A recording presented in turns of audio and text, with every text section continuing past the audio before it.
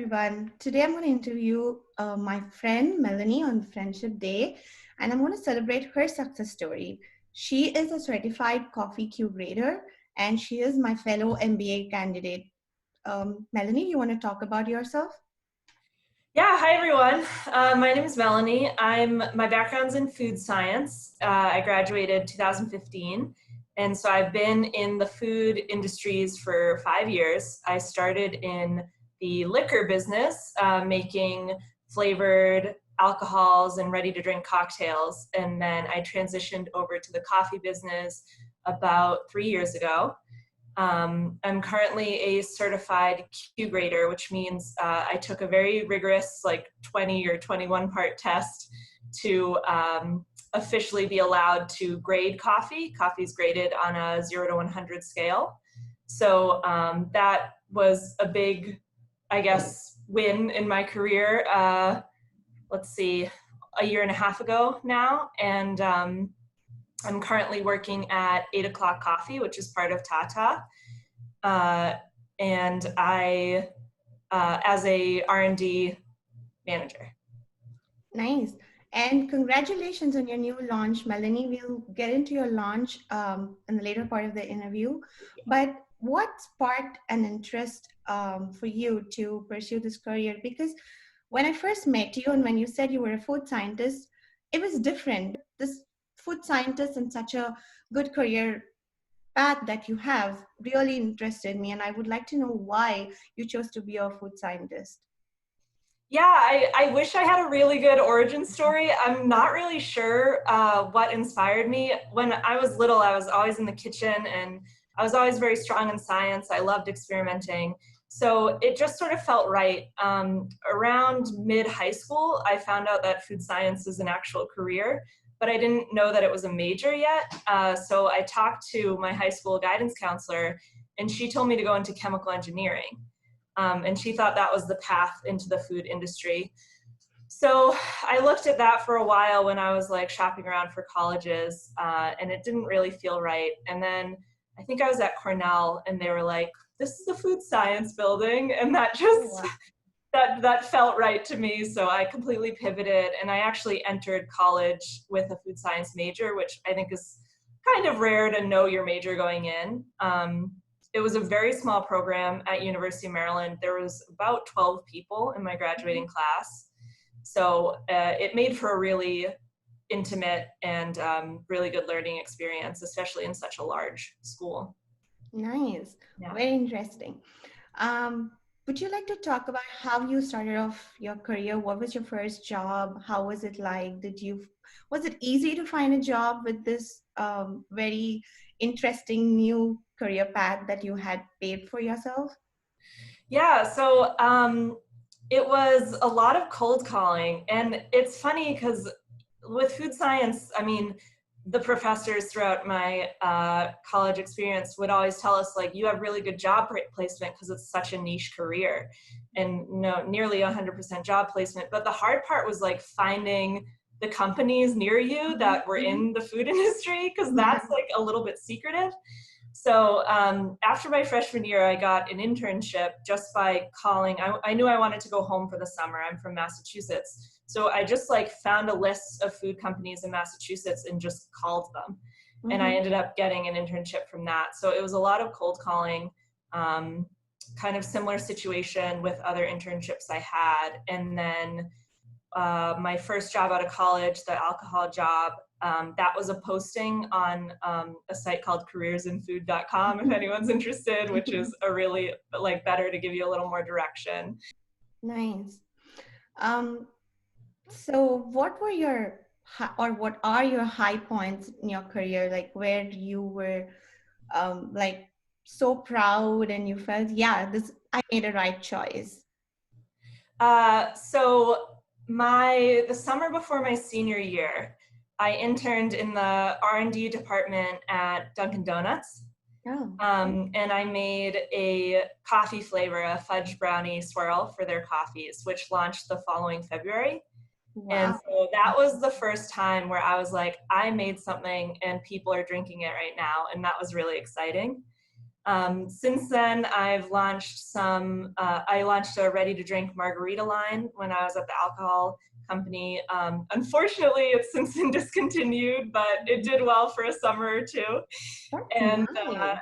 and right now, as you said, we're going to talk about later, so I won't get too far into it. But about 3 weeks ago, I launched a new coffee brand under 8 o'clock, which is White Oak Coffee Roasters. I feel fully invested in this brand. Mhm. It's almost like an entrepreneurship project, but under the umbrella of another company. So it's been really exciting. That's nice. Why did you choose to pursue an MBA from Georgetown? Yeah, that's a good question. I struggled with it for a while. At first, I knew I wanted to do some sort of education after my bachelor's, but I didn't. I assumed it would just be a master's in food science. But as I worked in the industry a little while, and I was in mid-sized to small companies for most of my career up until now, I got exposed more to the business side of things, and I was part of a lot of conversations that had nothing to do with my lab work.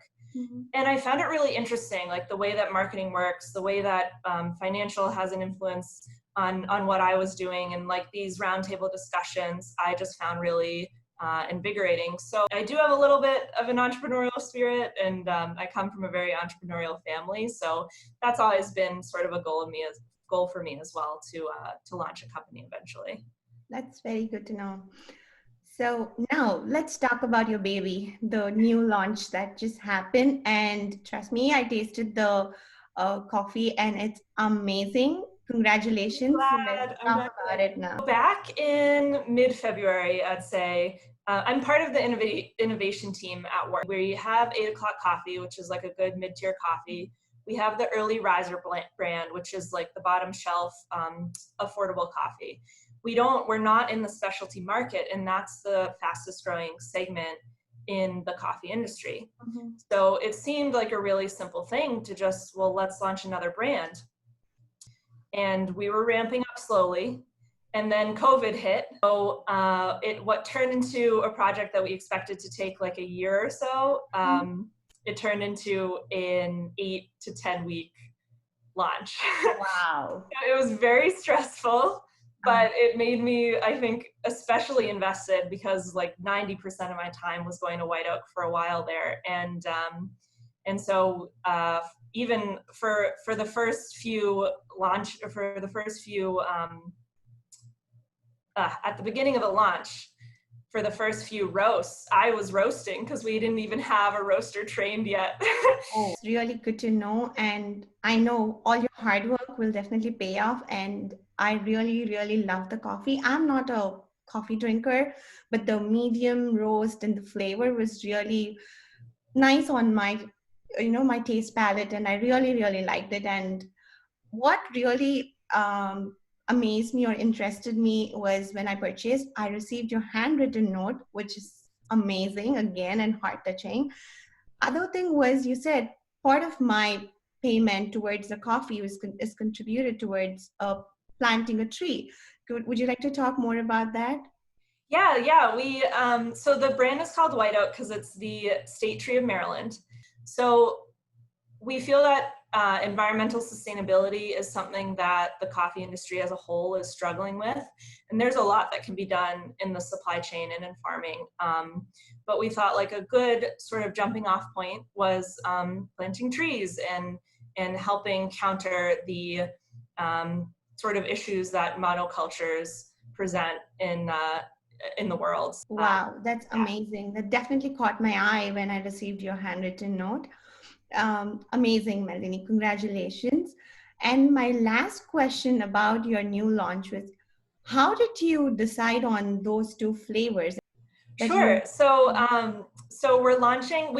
Our goal for the brand was to make specialty coffee a little simpler and easier to grasp. So we launched with only 3 SKUs. One is the Heartwood blend, which will always be there, and then we have a rotating seasonal blend and a rotating single origin. Mhm. So the single origin is just one bean, one type of bean from that region. That's by definition what single origin is. But the other two with blending, it's a bit of a tricky situation. And what Mhm. you do is you sample roast all of the components of the blend that you're thinking about, and you taste those in a very official way. It's called coffee cupping, and you analyze them. And this is all part of my Q grader training. You analyze the fragrance, which is the way it smells dry after you've ground it, the aroma, which is the way it smells wet, the taste, acidity, body, aftertaste, balance, and you grade it. But you also sort of note the flavor notes. Coffee is very much like wine. You have a whole taste wheel, flavor wheel, and you try to say, oh, this reminds me of clementines, or this reminds me of Mhm. chocolate. And then once you have all that data, you sort of sit back and say, okay, well, I liked the body from the Guatemala, but I liked the acidity from the Colombia, and I liked Mm. the aftertaste of this one. And then it's just sort of like a trial and error game of getting your percentages and getting your roast profile, which also does affect the flavor, down. So it's a little bit science, it's a lot sensory, and it's a little bit just playing, just trial and error. Nice. Mm-hmm. Very good to know because I like to try different blends of coffee. So it's good to know how it's designed. Thank you so much, Melanie. And as the last note, do you have something for me and my initiative where I want to advocate education, women empowerment, and career for women? Ooh, do I have any like points of advice, you mean? Sure. Ladies, you don't have to know exactly what you want to do, but I would start interning and getting professional experience as early as you can. So even if you don't know what you want to do something professional with your spare time, and it'll help you learn and grow. Thank Thank you, you. Melanie, for your time. I really, really appreciate this. And this is my first interview. Hope you enjoyed talking to me and sharing your experiences. I loved it. I hope all your fans enjoyed it too. Thank you.